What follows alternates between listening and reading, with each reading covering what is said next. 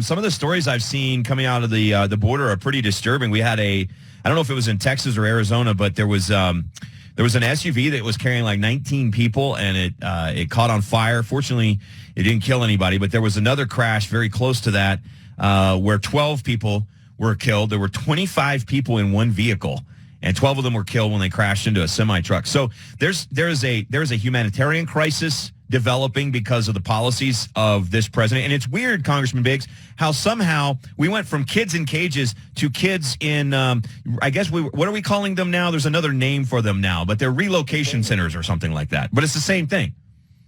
Yeah. No, it is, Leland. I mean, they call them kids. They call them containers now instead of cages. Okay.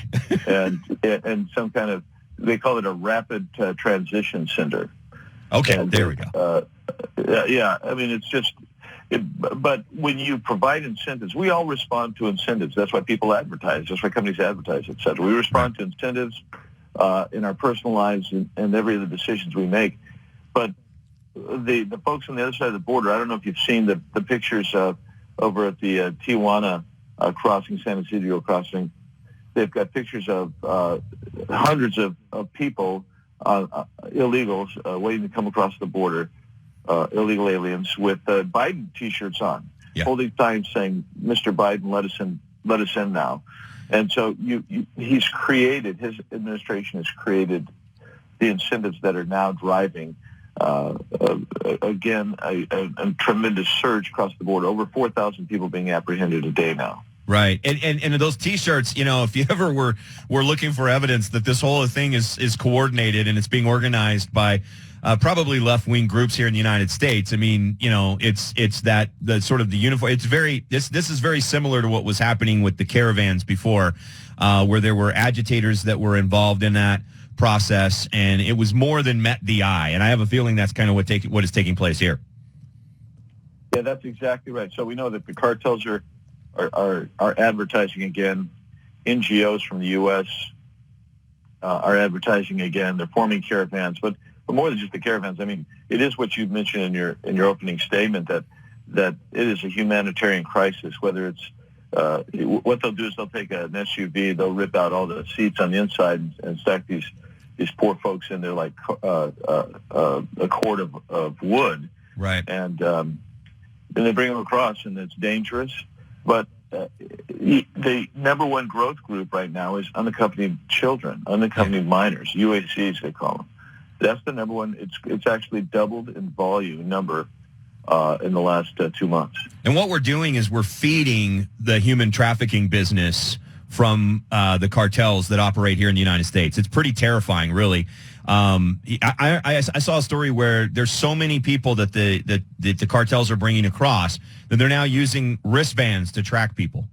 It's quite sophisticated. They are. They're very sophisticated. Well, the fact that they're using wristbands, it gets back to the point that I think many of us made for a long time. These people that are coming across to the cartels, they are just a product. Yep. They're not. They're inhumane. That's why they get their money. They get half their money, and when they do get them up here, what they do is they extort even more money from them. They indenture them, and that's really what's happening. And we see this, and this administration won't even call it a crisis.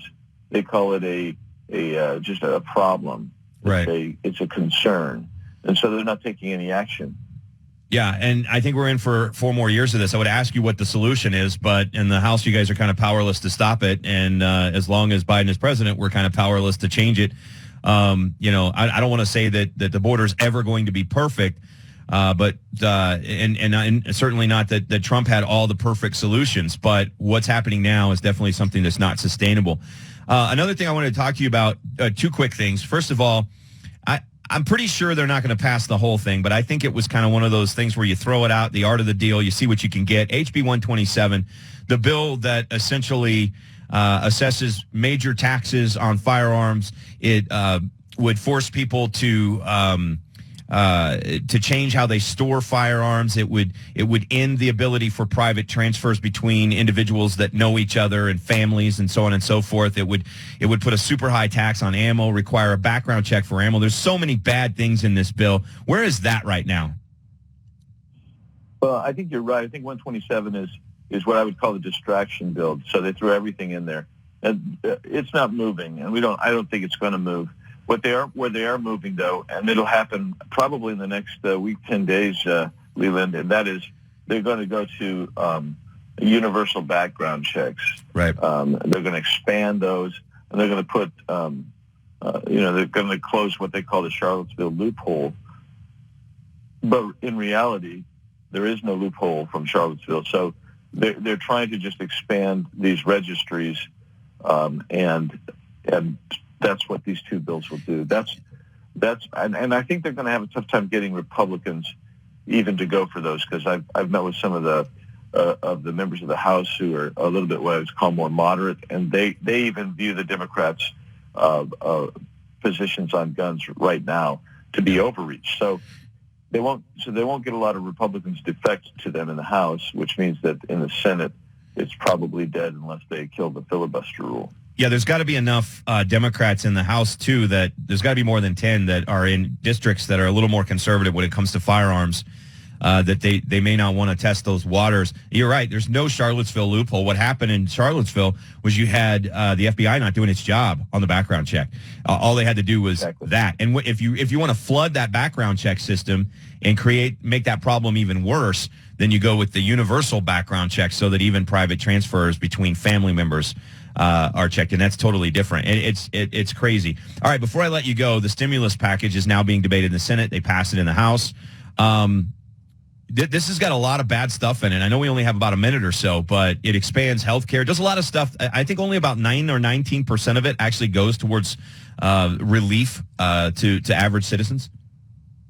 Yeah, 9%. It's about $170 billion, roughly, out of nearly $2 trillion. So that's all that goes. The rest of it goes to bail out blue states and reward organizations that supported Democrats and Biden in the election. That's really what's going on here. How specifically does it bail out blue states?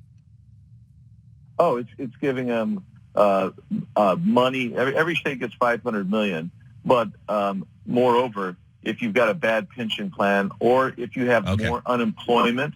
So guess what states have more unemployment? Well, it's the blue states. Why? Because they locked it down and were more draconian, so they have higher unemployment. So they're going to get massive amounts of funding that way, and it's going to be able to go to pay down their debt in their crummy retirement systems and everything else. Yeah, gotcha. All right, Congressman Biggs, I wish we had about 10 more minutes to talk. So much going on right now, but we appreciate you taking time out of your busy schedule to jump on with us this morning.